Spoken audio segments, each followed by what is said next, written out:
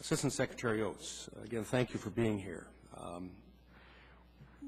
Were you aware of the efforts in letters from Chairman Klein, myself, from our committee, phone calls,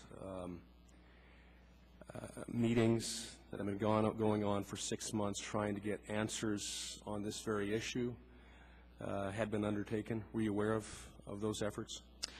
Mr. Chairman, I was tangentially aware of the conversations back and forth, but oversight is handled by our Office of Congressional and Government Relations. It's not something handled in the Employment and Training Administration. So I wouldn't be able to answer any specific questions. It's a small building. Everybody knows pretty much what everybody's doing, but I was not involved in any of it. Well, that's a concern to me as well, because last night, as I mentioned in my opening comments, this packet was slipped under a door after 9 o'clock.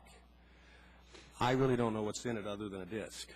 Our staff doesn't know for certain all that's in it, other than it's about 400 pages of information, hopefully containing information we request in our letters. Do you know if it does contain that information that we requested?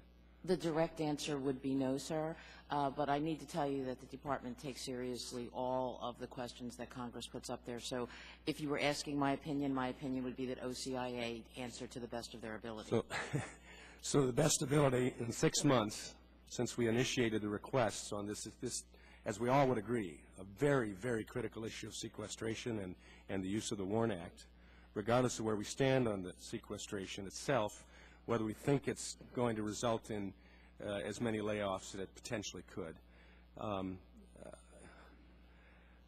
I would hope it wouldn't take calling a subcommittee hearing in order to get information like this, 400 pages of it, the night before the hearing. And I guess I would ask, would you concur with that, that it shouldn't take calling a hearing to get information, that the oversight responsibility of this committee and many other committees have be carried out? Sir, you know that I spent the majority of my career here in Washington on the other side of this bench, staffing members.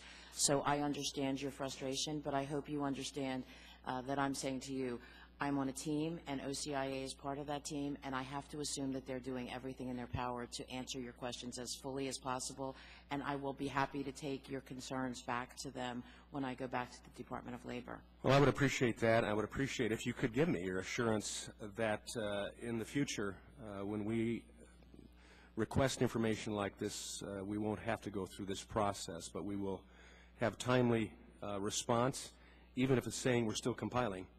But I would hate to think that there is obstruction taking place of the efforts that we ought to be working together on. If I could have your assurance on that for the future, I'd appreciate that. I can't give you my assurance, sir. If you asked me that about ETA, I would do my best to give you my assurance. What I can assure you of is that I will take your concerns back immediately to OCIA and to the departmental leadership.